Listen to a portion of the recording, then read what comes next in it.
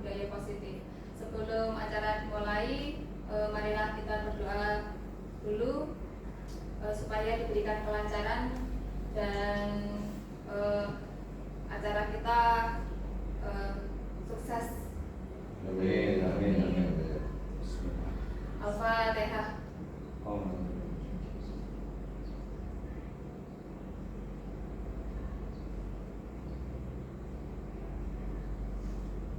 Selesai.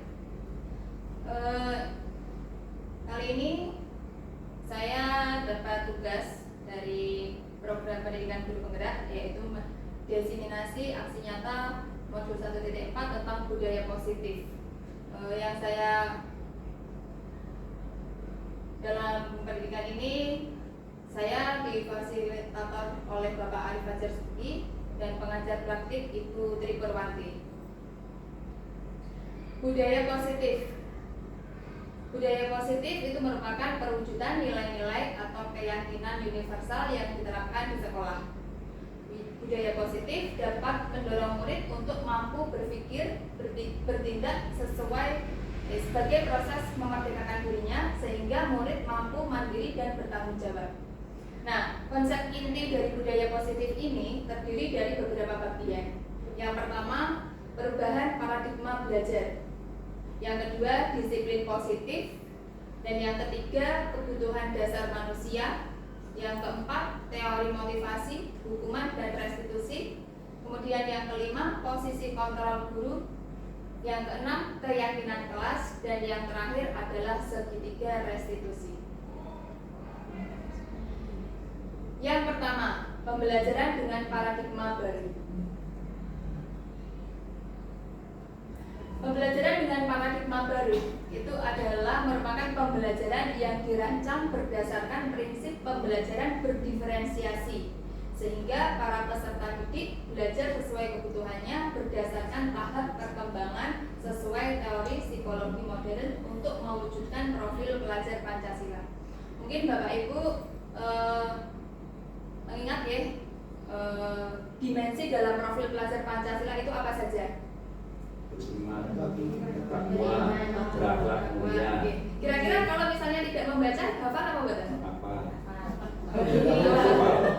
apa baca?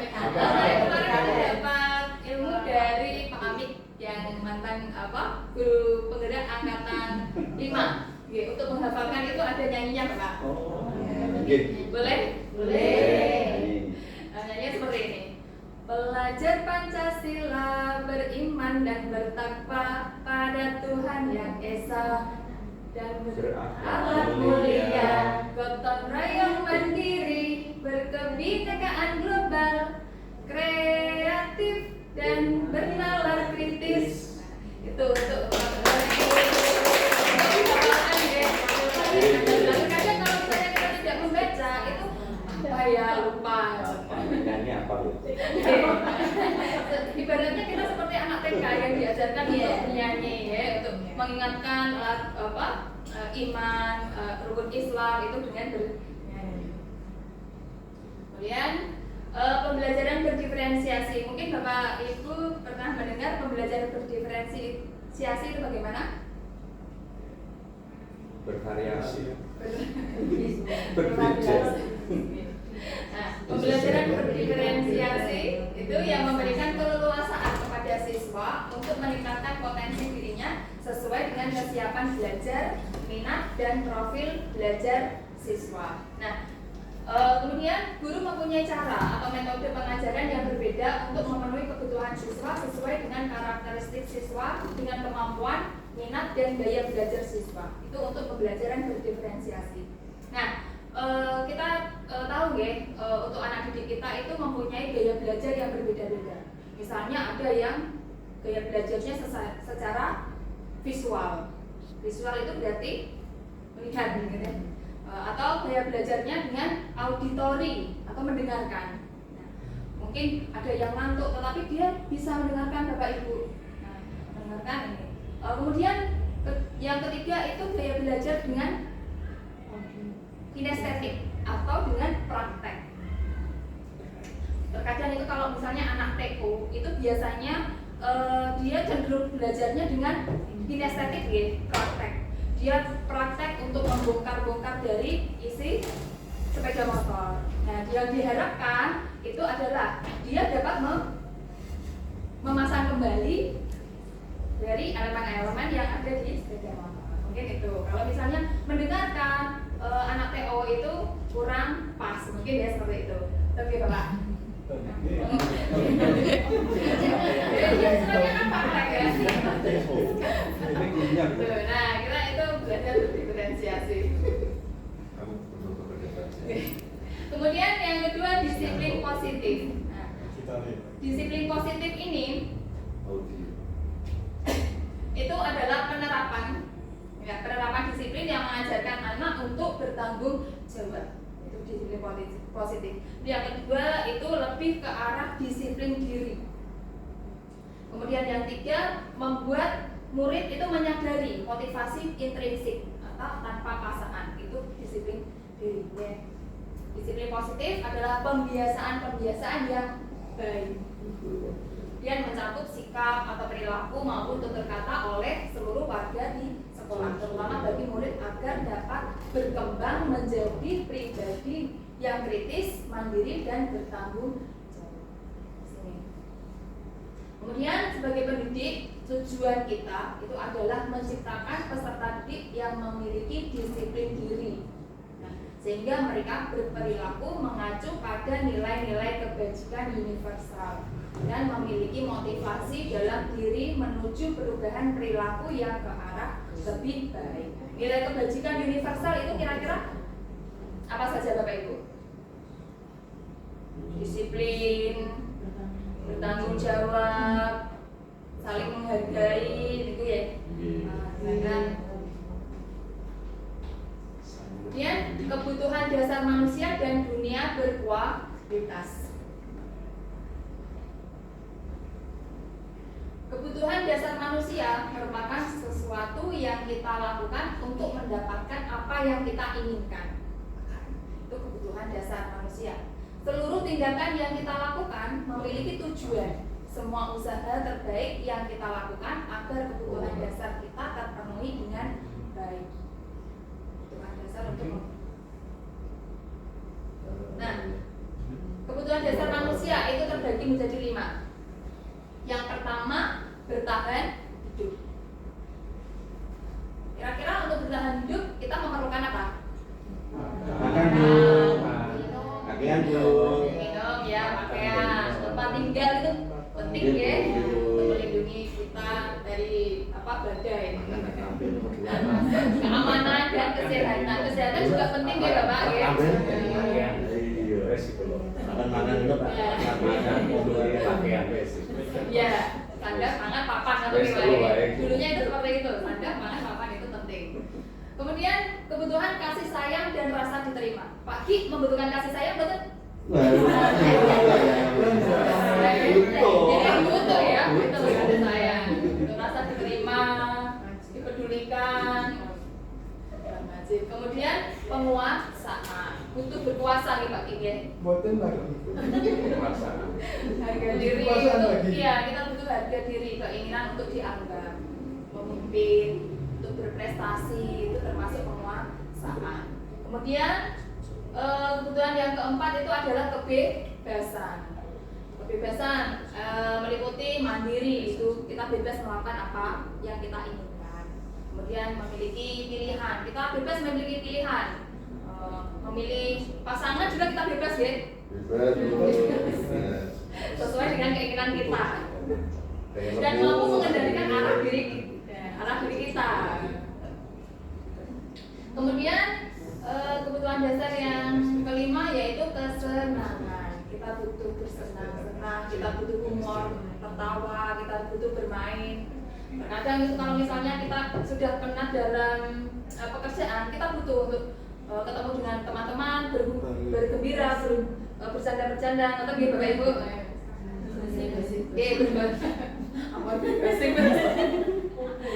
Kalau ibu-ibu sering bergosip, kalau bapak-bapak mungkin banyak ya. Aja suka. Kemudian lanjut teori motivasi, hukuman atau konsekuensi dan restitusi.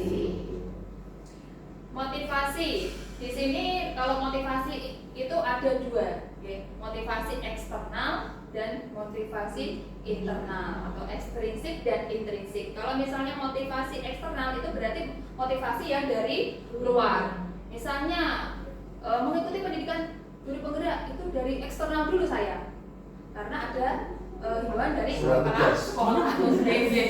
itu motivasi eksternal dulu saya itu mengikuti CGP. Nah itu menghindari makan.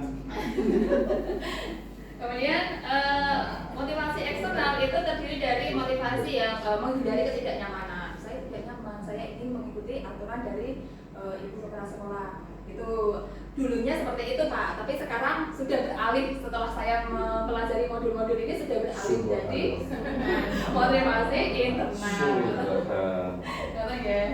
Terus mungkin juga motivasi mendapat imbalan atau apa begitu ya.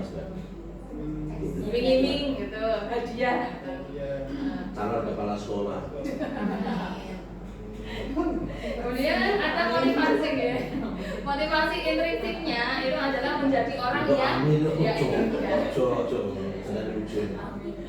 kalau ini amin patah. Ya. Kalau misalnya motivasi intrinsik itu nanti menghindari dari penghargaan atau hukuman. Kira-kira kalau misalnya kita memberikan penghargaan terhadap siswa itu kira-kira bagaimana Bapak Ibu? Dibutuhkan apa tidak? Iya. Dibutuhkan ya. Penghargaan itu ada bersifat apa? Bersifat jadi menghukum atau malah membuat kecemburuan. Terkadang itu malah membuat motivasi itu kan. Penghargaan itu memang ada dampak yang berbeda-beda terhadap siswa. Tergantung kita nanti memberikan penghargaannya seperti apa. Kalau misalnya dia bisa mengerjakan maju seperti matematika, saya suruh mengerjakan maju. Kalau misalnya bisa, saya kasih uang 100.000. Nah, gitu kan? Otomatis saya mau mengerjakan Bu, tapi sudah kejuruan ini, saya jadi tidak bisa mendapatkan uang 100.000. Nah, itu kan akan menjadikan kecemburuan terhadap. Mungkin ada kadarnya untuk ini ya. Penghargaannya seperti apa? Kalau pagi enggak? Hasil Pagi. Kalau maju bisa kasih Pak. Saya jawab 10.000. Langsung makan.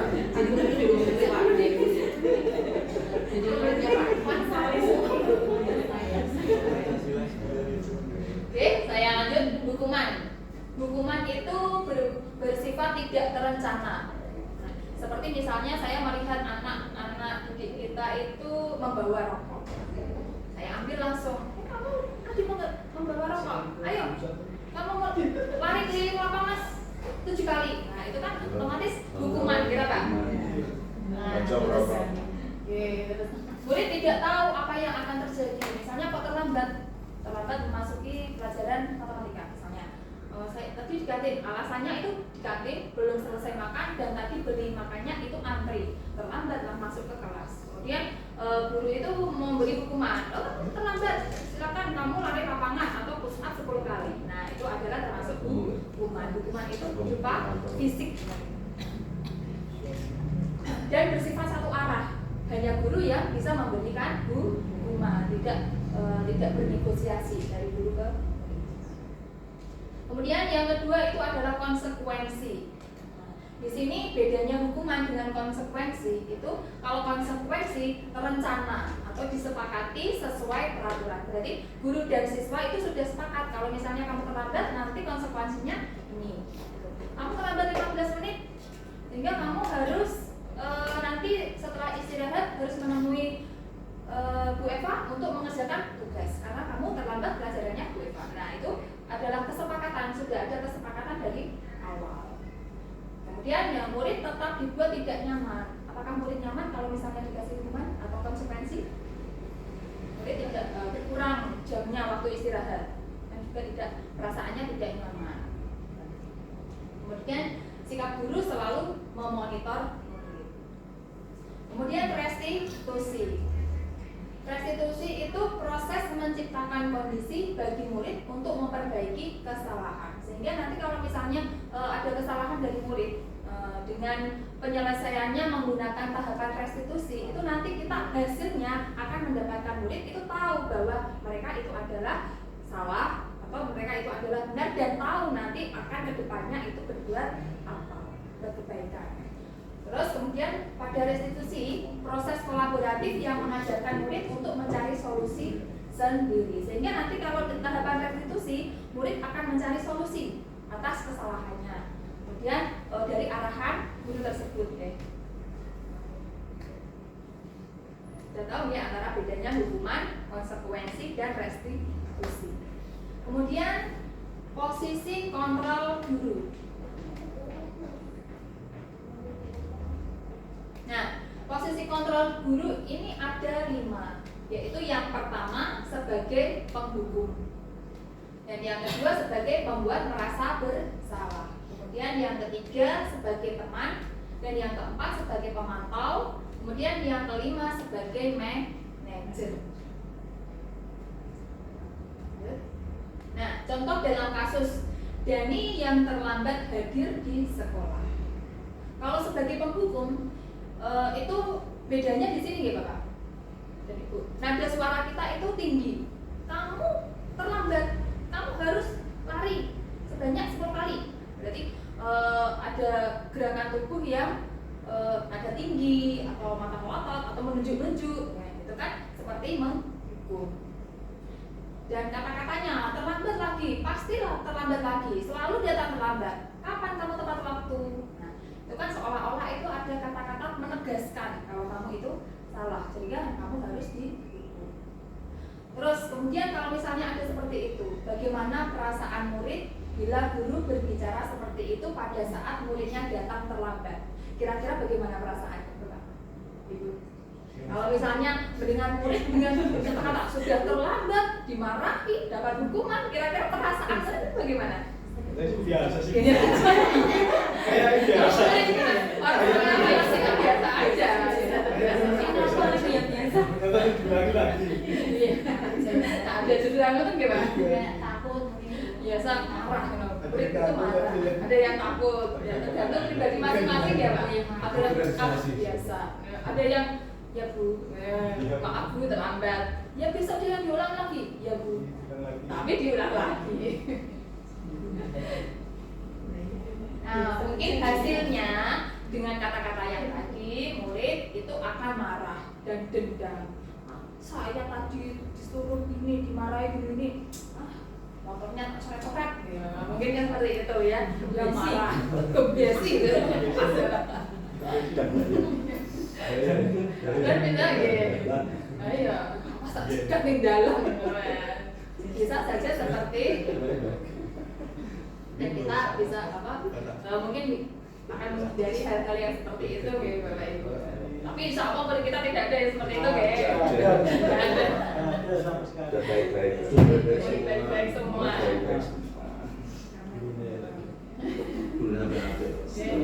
Oke.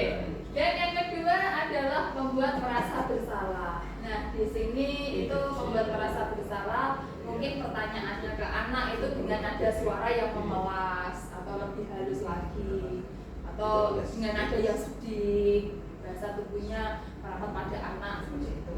Dengan mungkin pertanyaan, Dani, kamu ini bagaimana ya? Kamu sudah berjanji dengan ibu tidak akan terlambat lagi. Kamu kenapa ya senang sekali mengecewakan ibu? Ibu benar-benar kecewa sekali. Nah, mungkin ada pernyataan yang seperti itu.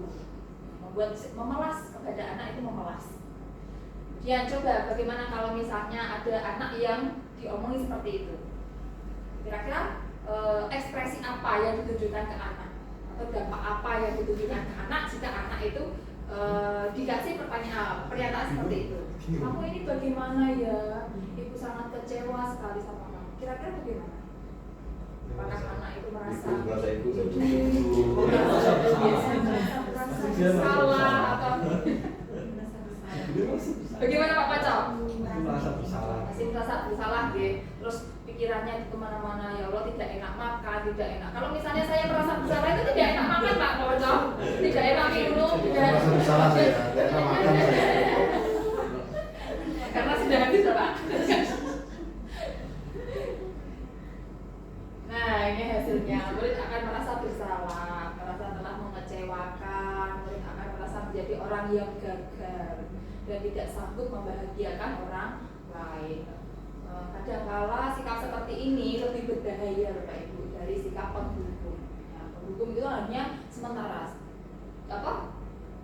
marahnya itu hanya sementara. Tetapi kalau misalnya sebagai merasa bersalah dari dalam hati ini itu akan membekas seperti itu, ya. Benar apa benar Bapak Ibu? Ya, di mana murid bisa menumpahkan amarahnya walaupun dengan cara negatif. Kalau penghukum itu murid bisa menumpahkan amarahnya. Tetapi kalau misalnya merasa bersalah dari dalam hati batinnya ini dia tertekan, ya. Maka dampaknya itu akan tidak baik untuk psikologi yang kedepannya.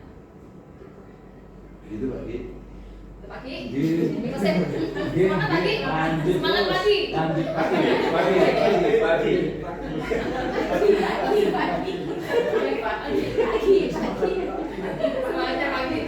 Semangat. Yang ketiga itu adalah sebagai teman. Sebagai teman itu biasa loh, kamu terlambat lagi. Jadinya dengan nada ramah akrab bercanda dengan anak.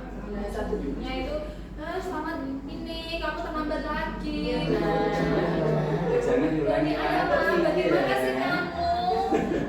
Kemarin sudah janji ke ibu kan tidak terlambat. Itu kata-kata seperti itu kira-kira bagaimana? Ekspresinya anak santai dan tidak merasa takut ya, tidak merasa bersalah dan Kita jadi kan belum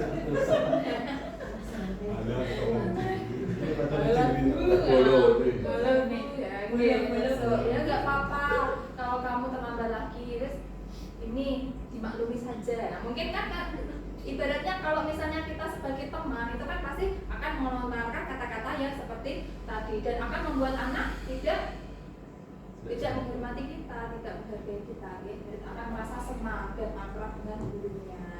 Kemudian ini adalah dampak yang positif, hanya saja di sisi negatif murid menjadi tergantung pada guru tersebut.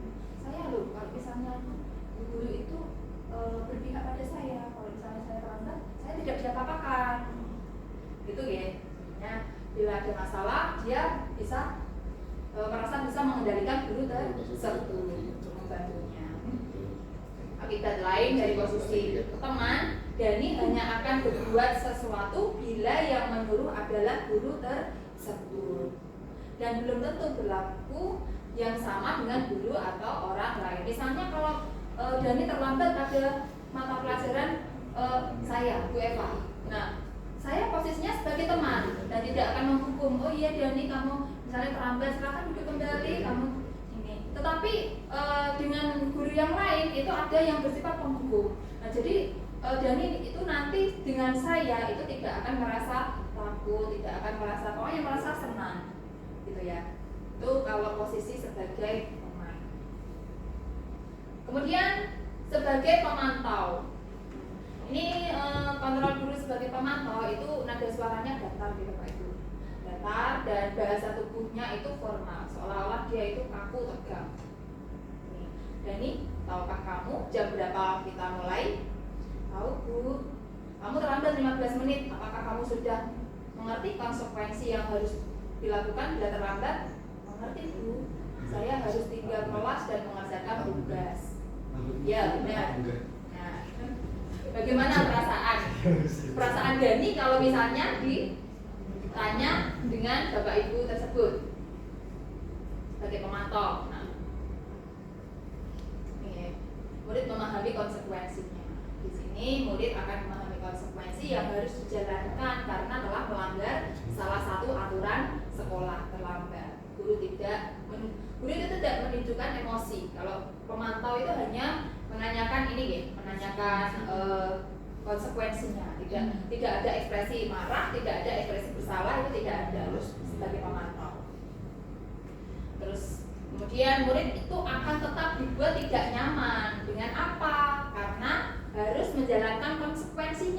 mengerjakan tugas pada saat istirahat, tetap tidak tetap harus memantau murid pada saat mengerjakan tugas.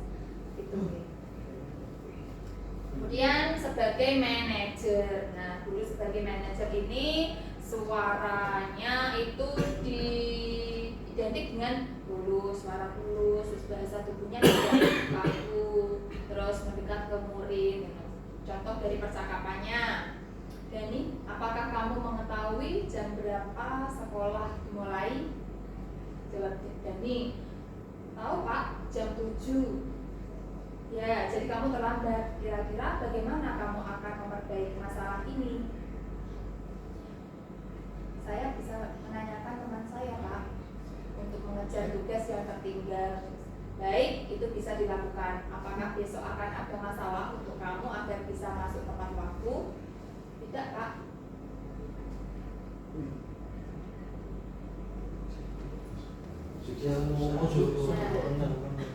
Tidak, Pak, saya bisa hadir tepat waktu. Baik, saya menghargai usahamu untuk memperbaiki ini. Iya, bola. Ini kesenggol Pak Nasikun. Kesenggol. Makin penjelasan Islam. Nah, guru di posisi manajer ini itu bisa mengarahkan siswa tahu tentang kesalahannya dan akan memperbaiki dari kesalahan tersebut. Ini kalau misalnya guru sebagai posisi manajer di sini. Nah, bagaimana perasaan murid jika diperlakukan seperti ini? Bagaimana Pak? Kalau misalnya ada terlambat, tapi diperlakukan dengan percakapan seperti ini. Nah, posisi manajer ini tidak perlu meninggikan suara. Posisi manajer itu tidak perlu meninggikan suara seperti guru pada posisi kontrol penghukum, apalagi menunjuk-nunjuk kepada murid, berkacak pinggang atau bersikap seolah menyesal, tampak sedih, itu ya, seperti guru sebagai posisi merasa bersalah. Fokus ada pada murid. Kalau di sini itu guru fokus ada pada murid, bukan untuk membahagiakan guru atau orang lain. Murid sudah mengetahui adanya suatu masalah dan sesuatu perlu terjadi. Bila guru mengambil posisi pemantau, guru akan melihat apa konsekuensinya, apa peraturannya. Namun pada posisi manajer ini, guru akan mengembalikan tanggung jawab kepada murid untuk mencari jalan keluar dari permasalahan tersebut.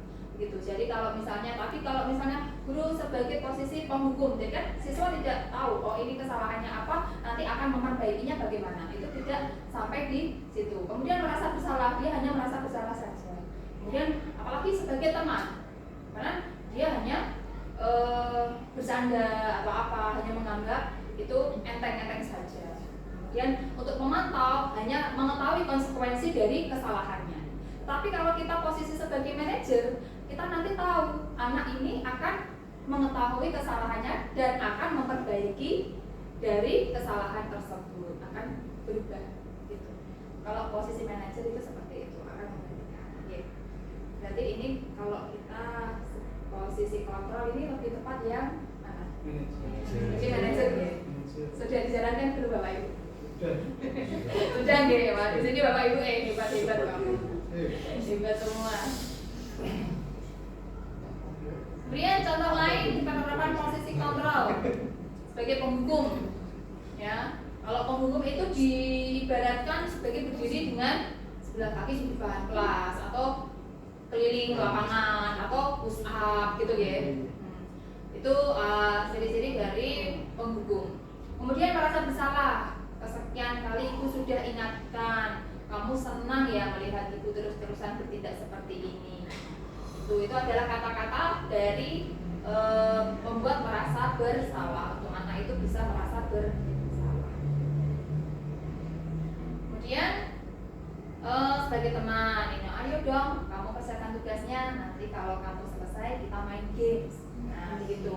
Itu kan anak-anak paling suka itu ya, main game itu. Terus kemudian memantau, kamu sudah melakukan kesalahan dan sudah mengetahui konsekuensinya. Sekarang selesaikan dan segera kumpulkan. Itulah ciri-ciri dari pemantau. Nah untuk manajer biasanya dengan mengutarakan pertanyaan, apakah kamu tahu kesalahan kamu, keyakinan sekolah apa yang kamu langgar. Nah, jadi kita mengingatkan keyakinan apa yang mereka langgar, sehingga nantinya murid itu bisa mengetahui, bisa merubah dari yang mereka melakukan kesalahan, akan merubah diri menjadi keyakinan yang dia yakini itu adalah baik, itu adalah benar, dan apa yang akan kamu lakukan untuk menyelesaikannya.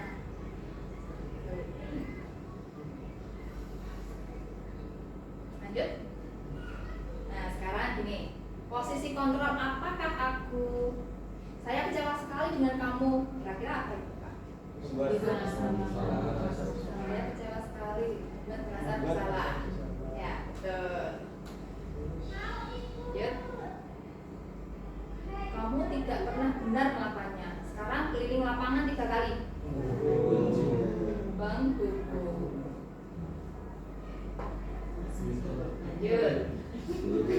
Kira-kira bagaimana kamu akan memperbaiki masalah ini? Akan memperbaiki masalah ini, berarti kan siswa itu bisa mengetahui kalau misalnya dia itu salah dan akan memperbaikinya. Memantau.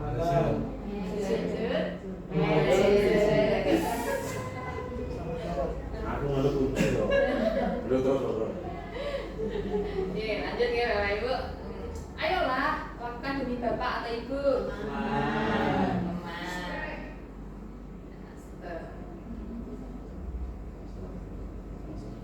Kamu terlambat 15 menit, apakah kamu sudah mengerti konsekuensi yang dilakukan jika terlambat?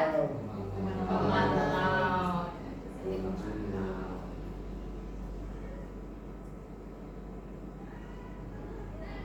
Nah, sekarang keyakinan kelas. Nah, mengapa keyakinan kelas? Mengapa tidak peraturan kelas? Jawablah pertanyaan-pertanyaan berikut. Yang pertama, mengapa kita memiliki peraturan tentang penggunaan helm pada saat mengendarai kendaraan roda 2 atau motor? Untuk apa? Untuk keselamatan. Oke. Terus yang kedua, mengapa kita memiliki peraturan tentang penggunaan masker dan mencuci tangan setiap saat? Berarti itu kita meyakini bahwa itu adalah keselamatan, dan kita meyakini bahwa itu adalah kesehatan. Nah, untuk pembuatan keyakinan kelas itu bermula dari peraturan, peraturan dilarang membuang sampah. Nah, dilarang itu berarti peraturan, aturan itu. Kemudian kita jadikan kesepakatan bersama. Kesepakatan bersamanya itu apa? Nah, membuang sampah di tempat sampah, keyakinan di tempatnya. Biar keyakinannya apa? Nah, menjaga kebersihan gitu. Jadinya keyakinan kelas itu kita menggunakan nilai-nilai kebajikan universal untuk membuat keyakinan. Kalau peraturan masih dalam bentuk kata negatif, dilarang, tidak boleh, itu masih menggunakan kata-kata negatif, sehingga itu adalah masih peraturan. Dari peraturan kita membuat kesepakatan bersama, kemudian dari kesepakatan bersama nantinya akan menjadi keyakinan bersama dengan nilai-nilai kebajikan yang diyakini. Pembentukan keyakinan kelas. Yang pertama, keyakinan kelas itu bersifat lebih abstrak, seperti saling menghormati. Itu kan masih luas ya, menghormati. Terus daripada peraturan yang lebih rinci dan konkret. Kalau misalnya peraturan dilarang membuli, nah gitu guys. Dilarang membuli itu kan masih bersifat kata-kata yang negatif. Nah, kira-kira kalau kesepakatan kelasnya atau keyakinan kita apa? Saling menghormati. Itulah perbedaannya antara peraturan, kesepakatan, dan keyakinan. Keyakinan itu diusahakan dengan menggunakan kata-kata yang positif. Ketiga, keyakinan kelas senantiasa dibuat dalam bentuk positif. Terus keyakinan kelas hendaknya tidak terlalu banyak sehingga mudah diingat. Jadinya keyakinan kelas itu harus mudah diingat. Misalnya, jagalah kebersihan, jaga kebersihan, ya, jaga kebersihan. Kemudian saling menghormati, disiplin, gitu kan? ketertiban. Nah, itu kan ada kata-kata yang mengandung nilai-nilai kebajikan universal dan mengandung nilai yang positif. Kemudian keyakinan kelas baiknya sesuatu yang dapat diterapkan di lingkungan tersebut. Contohnya apa? Yang ada di lingkungan kelas saja ya. Nah, kita ada yang di lingkungan sekolah saja kita. Misalnya kita kan banyak orang ini ya, dengan berbeda-beda, tetapi kita harus saling menghormati, itu adalah penting. Karena apa? Karena bisa saling menghormati itu bisa menumbuhkan rasa aman dan nyaman. Ngerti nggih, Bapak Ibu? Dan semua warga kelas hendaknya ikut berkontribusi dalam pembuatan keyakinan kelas lewat kegiatan curah pendapat. Kemudian bersedia meninjau kembali keyakinan kelas dari waktu ke waktu. Mungkin kalau misalnya keyakinan kelas itu bisa ditambahkan sesuai dengan kebutuhan kita. Kemudian ini dari peraturan selalu kembalikan buku ke tempatnya. Keyakinan kelasnya apa? Kira-kira? Apa? Bertanggung jawab, benar. Dilarang mengganggu orang lain. Keyakinan kelas kita apa? Menghargai. Nanti dicek ya jawabannya. Kemudian hadir di sekolah 15 menit sebelum pembelajaran dimulai. Berarti apa? Disiplin. Kemudian dilarang melakukan kekerasan. Menghargai tadi. Dilarang menggunakan narkoba. Wah, ini tidak ada ya di sini ya. Kesehatan. Bergantian atau menunggu giliran. Gunakan masker. Kesehatan. Jangan berlari di kelas atau koridor. Kita lihat hasilnya.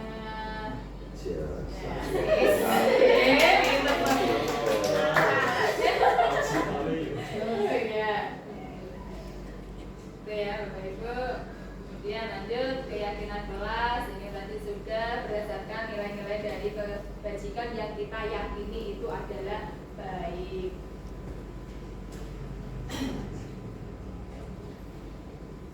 Lanjut ya. Kemudian yang ketujuh adalah segitiga restitusi. Segitiga restitusi ini adalah pemecahan masalah.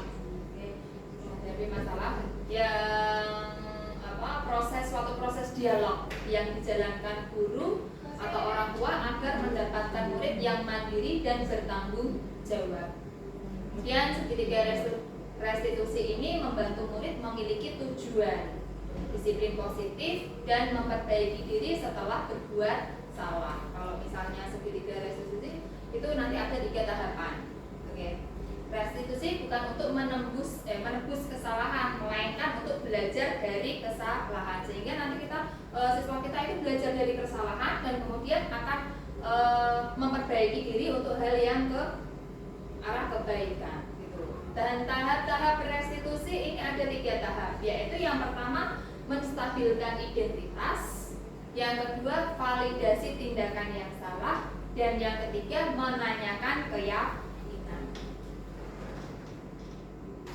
Nih, menstabilkan identitas. Nah, kata-kata yang dipakai dalam menstabilkan identitas itu biasanya seperti ini, Bapak Ibu. Berbuat salah itu manusiawi ya. Kemudian tidak ada manusia yang sempurna. Atau Bapak Ibu tidak tertarik mencari siapa yang salah, tetapi Bapak Ibu ingin mencari solusi dari permasalahan ini. Seperti ini. Kemudian kamu berhak merasa begitu. Itu adalah pertanyaan-pertanyaan yang diutarakan dalam menstabilkan identitas. Dalam di sini kalau misalnya ada suatu permasalahan, anak itu harus distabilkan dulu identitasnya, harus ditenangkan. Kalau anak itu sudah tenang, dia merasa tenang, itu akan berpikir nanti ke depannya apakah yang dilakukan itu salah atau benar. Di sini itu menstabilkan identitas itu dia menenangkan hatinya dulu. Bapak Ibu. Kemudian validasi tindakan yang salah. Nah, dari sini itu bisa dengan melontarkan pertanyaan. Kamu pasti punya alasan mengapa hal itu kamu lakukan. untung saja ya kamu tidak melakukan yang lebih buruk dari ini. Itu juga validasi tindakan yang salah. Kamu patut bangga pada dirimu sendiri. Karena kamu telah melindungi sesuatu yang penting buatmu. Nah, di sini validasi tindakan salah itu nanti murid itu akan merasa apakah yang dilakukan itu benar atau salah. Di sini tahapan di validasi. Kemudian yang ketiga menanyakan keyakinan. Nah, dari sini siswa itu tahu keyakinan mana yang menurutnya baik, apa keyakinan kelas kita, apa yang hal-hal positif, hal-hal baik yang diyakininya itu dia merasa sadar kalau menanyakan keyakinan. Nilai apa yang kita telah sepakati, kemudian seperti apa gambaran kelas yang ideal menurut kamu mau jadi orang yang seperti apa. Itu adalah pertanyaan-pertanyaan yang dimunculkan pada menanyakan keyakinan. Nah, di sini itu dia tahu keyakinan kelas ini, misalnya saya menghormati, dia akan tahu kesalahannya dan akan merubah menjadi yang lebih baik. Ini yang dinamakan contoh penerapan segitiga restitusi. Nih contoh. Diputarkan betul Bapak? Ini kamu tahu alasannya apa? Apa alasannya? Ini Vicky kelas 11 deh, ini tahapan restitusi yang kemarin saya lakukan. Ini adalah kata-kata menstabilkan identitas. Kira-kira alasan apa lagi? Menurut kamu perbuatan kamu itu benar atau tidak? Ya, validasi tindakan ya. Kamu tahu tentang keyakinan kelas kita? Iya tahu. Ya, keyakinan kelas yang tidak sesuai dengan perbuatan kamu. Tidak terlihat. Kira-kira upaya apa setelah ini yang kamu lakukan untuk memperbaiki? Ya lebih fokus belajar dan tertib. Terima kasih Vicky. Tetap semangat ya belajarnya. Silakan kembali ke kelas.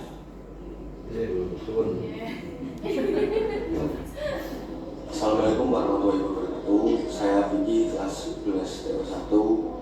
Saya sangat senang berdiskusi dengan Bu Eva tentang kesalahan saya saat main game saat pembelajaran matematika. Akhirnya saya tahu kedepannya akan lebih baik yang harus saya lakukan untuk kedepannya. Terima kasih. Wassalamualaikum warahmatullahi wabarakatuh. Visioner itu ya. Nah di sini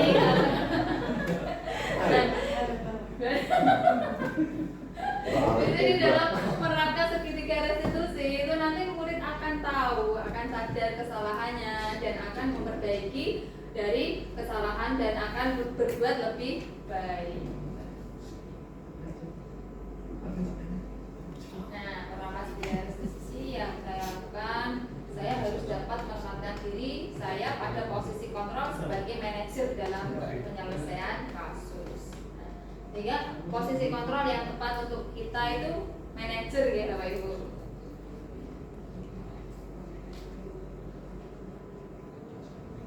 Nah, refleksi. Kita sudah sampai ke refleksi. Yang pertama, hal baru apa yang mengubah paradigma saya berdasarkan materi yang saya dapat? Kan ini. Yang kedua, perasaan apa yang muncul selama mengikuti sesi ini? Yang ketiga, saya akan menjadi guru yang seperti apa setelah mengikuti sesi ini? Nih, silakan di jawab Bapak Ibu nomor 1, 2, dan 3. Monggo. Diskusi dulu di kamar itu. Diskusi. Monggo diskusi. Jadi masuk ya, masuk ya. Diskusi. Terus.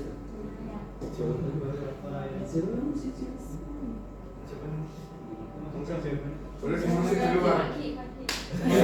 Pesan bawa Bu. Urut Bu, urut dari situ Bu. Diskusi di luar.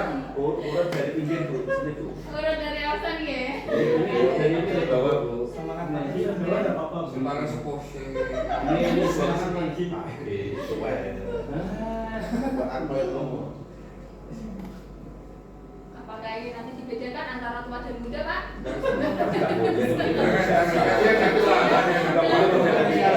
Itu diskriminasi itu. Ya, ya. Diskriminasi. Karena kita semua sama ya, Pak ya. Lagi itu masih muda. Kan diferensiasi. Itu ya kok Diferensiasi. Disabilitas. Diferensiasi golongan ya.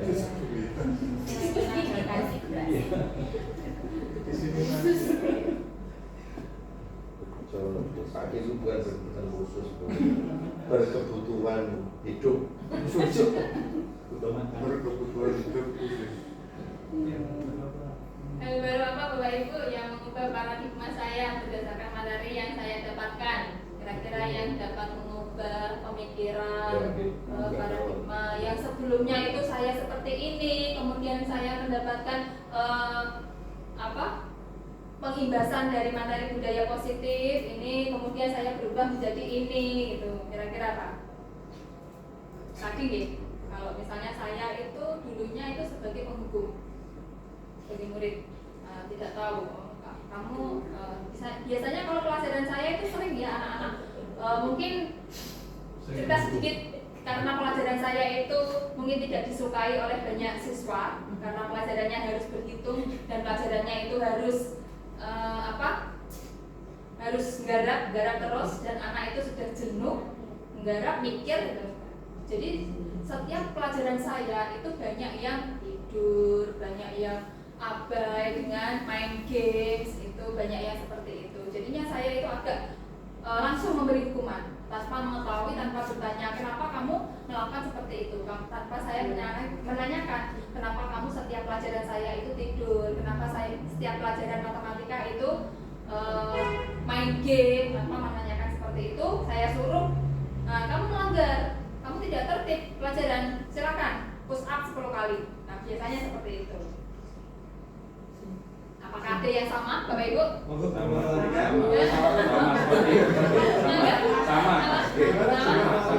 Sama Bu Eva tadi. Yang senasib. Yang senasib.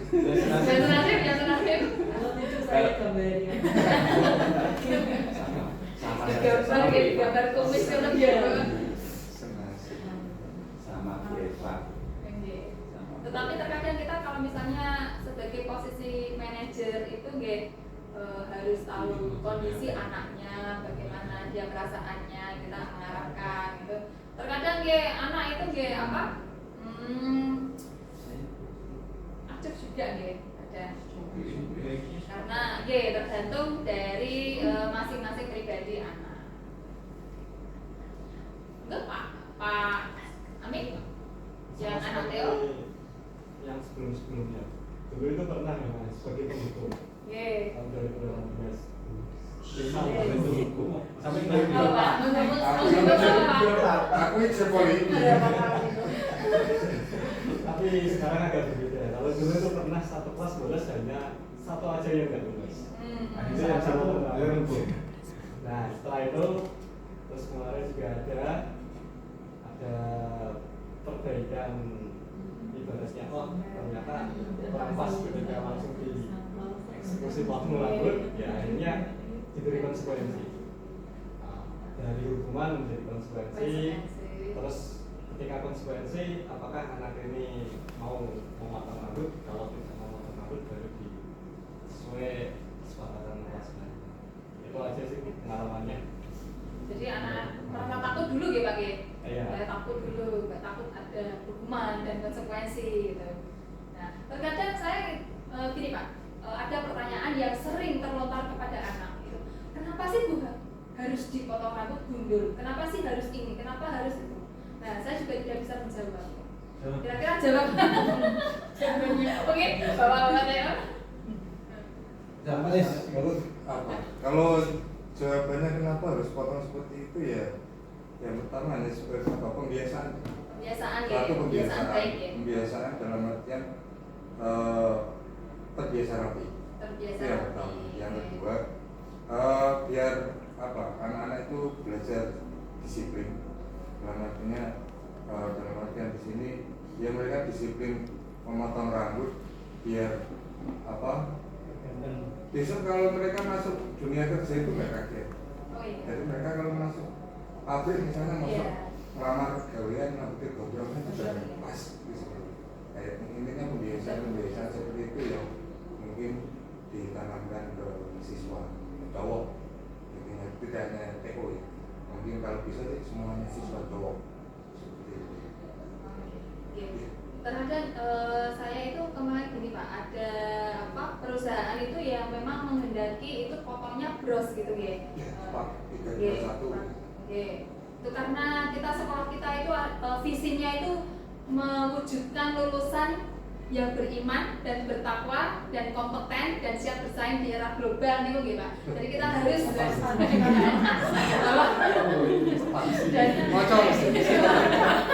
ada Bapak. Oke, jadi kita itu mau tidak mau harus memberikan disiplin, harus kebiasaan dari sekarang itu untuk besok pada saat kerja dia itu sudah siap. Ngoten nggih Bapak nggih. Ya berarti kalau misalnya besok ada anak yang bertanya, kenapa sih Bu kok harus dipotong? Kenapa ini harus jurusan TO kenapa harus dipotong? Nah, mungkin ada yang akan saya beri pengertian seperti itu. Untuk yang jurusan yang lain, bagaimana Bapak Ibu? Tentang ini, yang pemasangan itu yang cewek-cewek itu biasanya memakai make up itu apakah diperbolehkan untuk di sini? Apa bagaimana? Boleh? Kalau saya boleh. Tidak boleh kalau misalnya ini biasanya itu biasanya itu menggunakan apa? Kalau misalnya tidak boleh memakai make up berarti kan itu melanggar peraturan ya.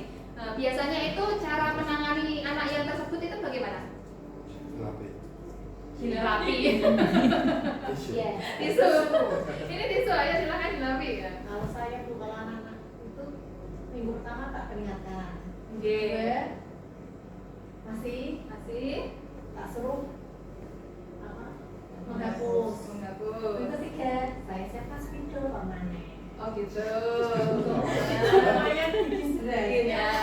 Jam saya polos. Pola ini juga terus.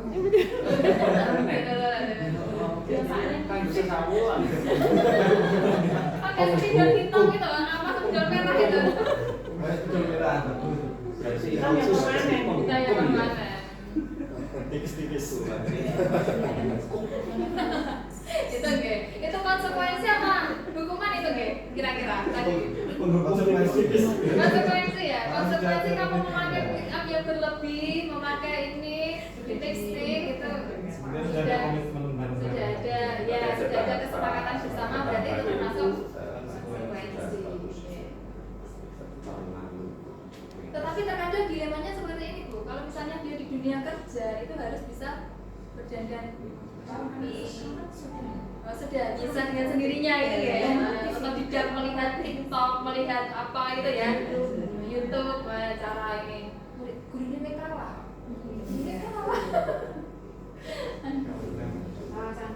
Kalah cantik.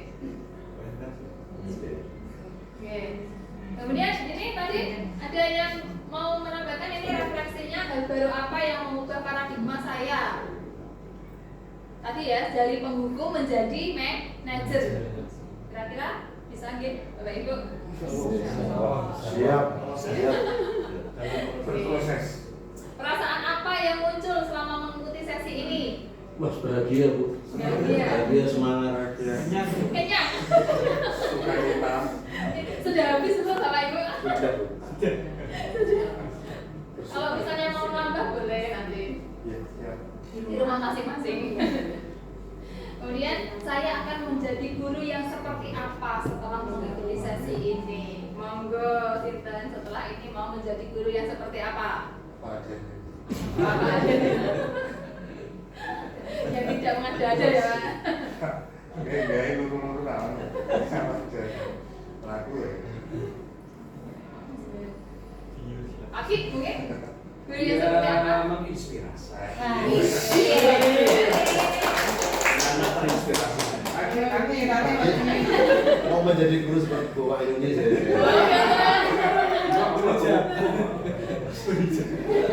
Aku nggak mau menghukum. Orang ngomong. Konsekuensi.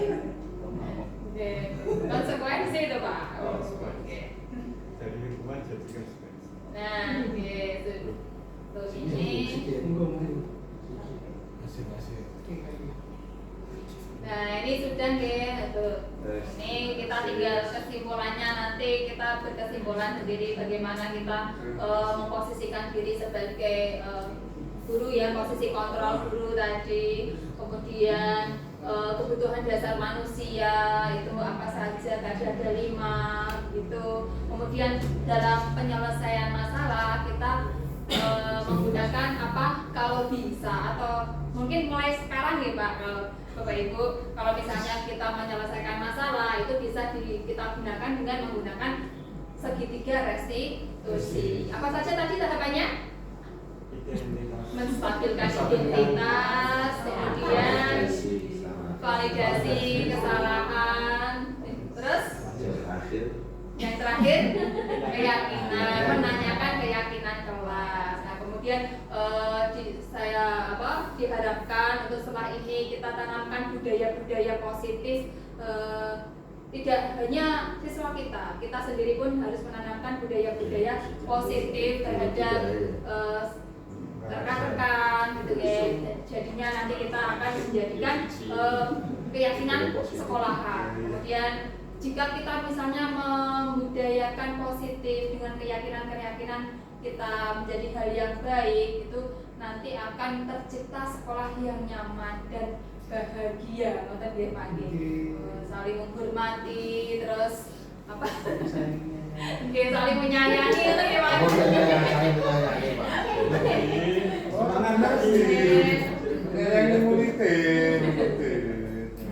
Gitu, dan kemudian bisa mewujudkan siswa kita sesuai dengan visi. Tadi visi kita menciptakan lulusan berkarisma. Ditambah berkarisma gitu Bapak Ibu. Berkarisma. Karisma. Visi-visinya berkarisma. Beriman, bertakwa,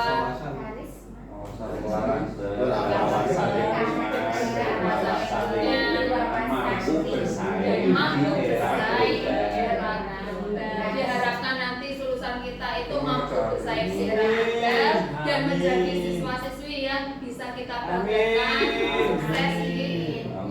Itu Bapak Ibu, terima kasih atas waktunya di siang hari ini. Semoga bermanfaat untuk kita semua, dan mohon maaf atas segala kekurangan dan kesalahan dalam ucapan saya. Saya akhiri untuk ini kita dengan berdoa ya, sebelum kita pulang ke rumah masing-masing.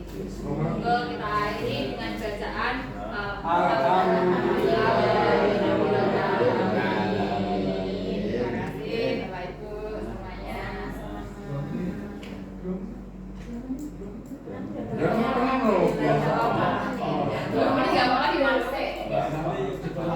Terima kasih Bapak Ibu semuanya.